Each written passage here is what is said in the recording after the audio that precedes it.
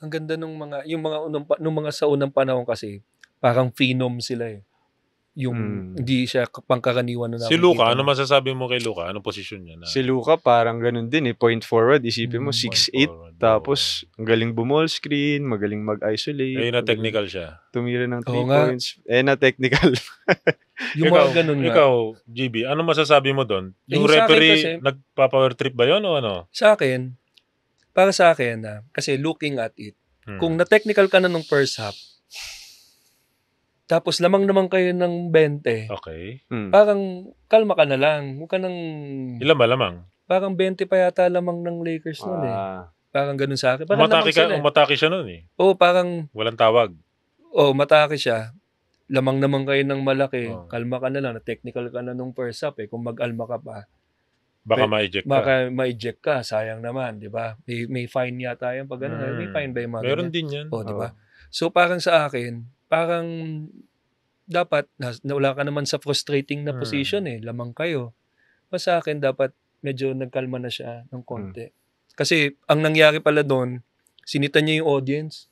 Hindi yung referee. Hindi yung referee. Nagkataon, nandun yung referee na kumuha sa kanya ng technical. Nung first half. So, nung parang sinigawan niya yata yung isang fan. Saka doon yung referee. Audience pala yung kausap niya. Sabi niya, audience yung sinasabihan ko. Diba? Eh, parang, yun ang, yun ang sinasabi. Tapos yun din ang ko, parang bakit naman? Kailangan parang nag-react yung mga ka-teammate niya, no?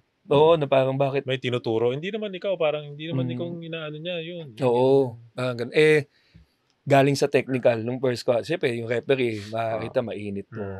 Ejected. Ikaw, kuya, na-eject ka na ba? Oo, Anong ginawa mo? Tinawagan ako ng F2. Tapos nag-walkout yung buong team. Oo. Nakakala ko to, napanood ko to, kuya. Bata pa ka na to. Walang F. Oo. Foul lang yun eh. Regular foul lang.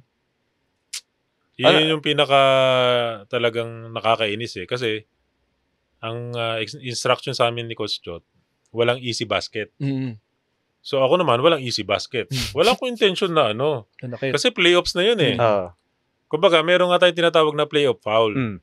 Pero wala akong intention na manakit o Gusto ko lang, tigasan ko yung kamay ko. Tinigasan ko lang gano'n eh. Tinigasan ko gano'n. Tinawagan ako ng F2 ng referee. Hinebra kalaban nun eh. Matinding matinding kalaban. Solid na kwentuhan na naman mga boleros. Pero tandaan, hindi dito nagtatapos ang laban. Every game, every highlight, kasama ka dapat. Kaya suportahan nyo na ang teams nyo and be part of the action sa arenaplus.ph. Kita-kits ulit sa susunod na kwentuhan dito lang sa Basket Boleros.